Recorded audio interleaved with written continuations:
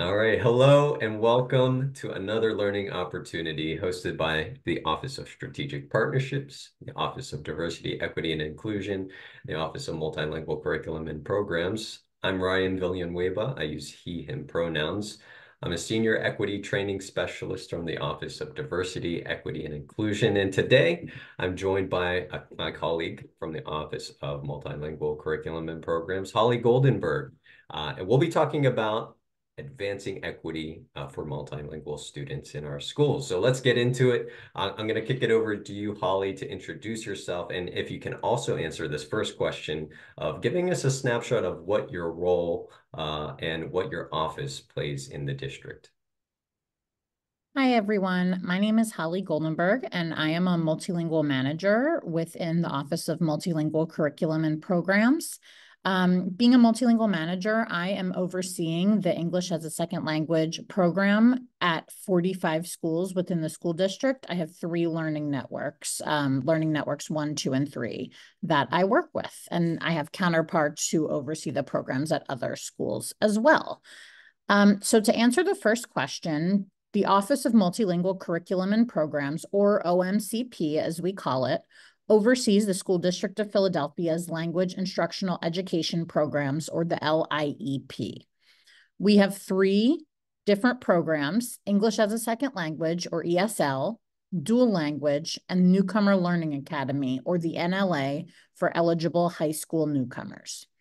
Our office supports more than 24,000 English learners, or ELs, who represent more than 130 countries and speak more than 100 home languages. We support both district and school staff in leading effective programs for our multilingual learners in accordance with federal and state mandates. Our mission is to ensure that our multilingual students have access to a high-quality education that values their linguistic and cultural assets.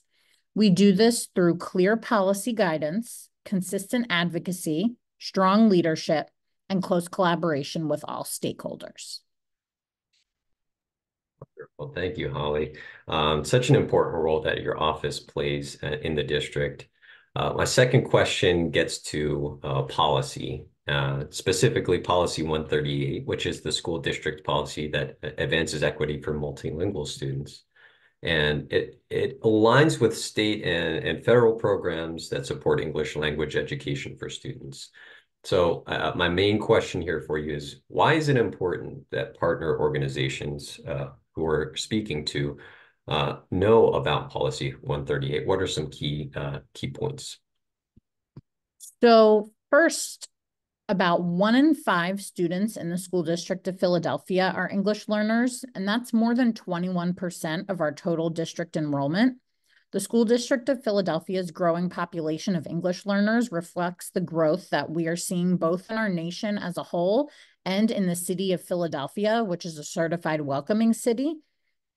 Another important point, an important part of the policy is that multilingual students must have equitable access to all activities and programs available to district students. So it's important that we get this info out to our partner organizations.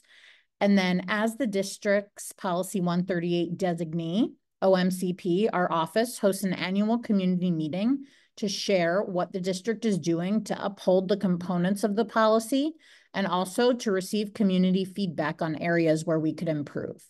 This meeting is typically held each winter, and RSVP information is shared via email invitations to community-based organizations, the Family and Community Engagement newsletter, within our OMCP newsletter, and on the district website.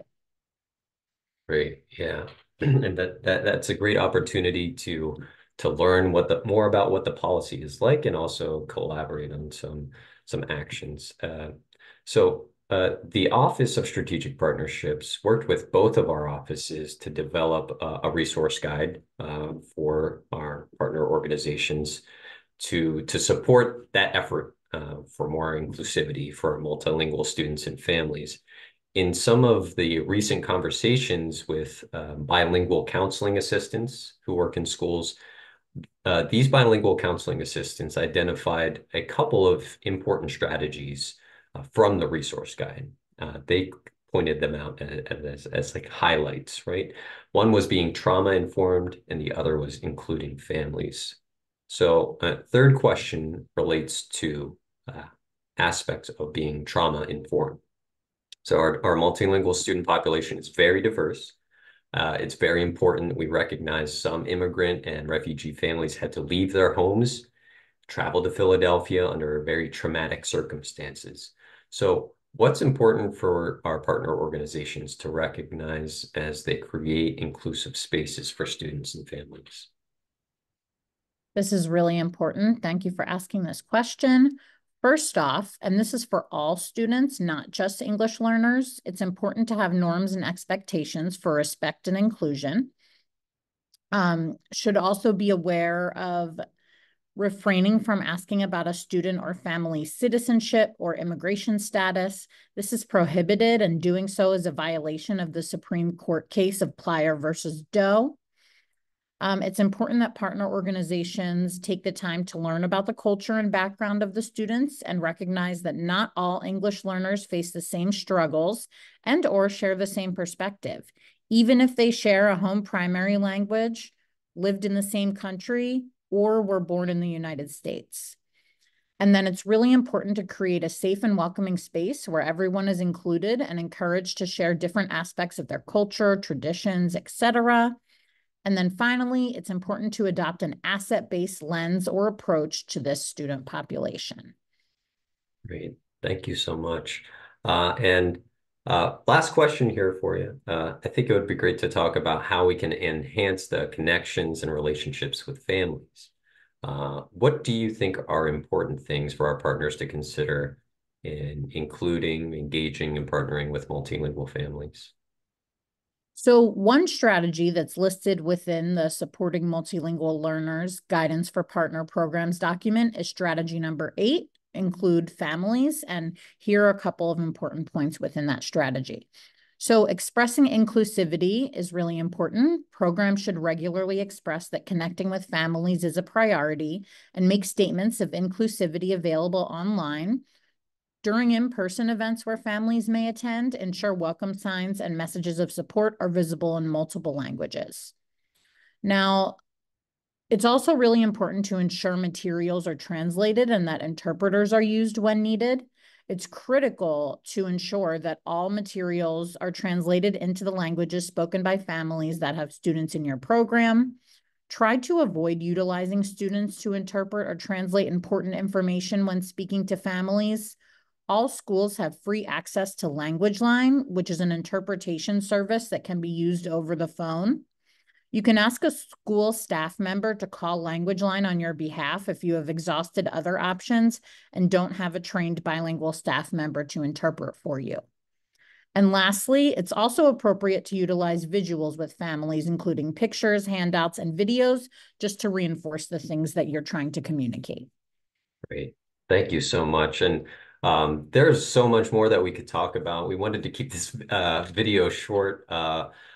There's a ton of good stuff in that guidance document, and so hope our partners have the opportunity to look closely at that. And we're also going to meet on October 18th to have more in-depth conversations, share some good practices that we can all benefit from.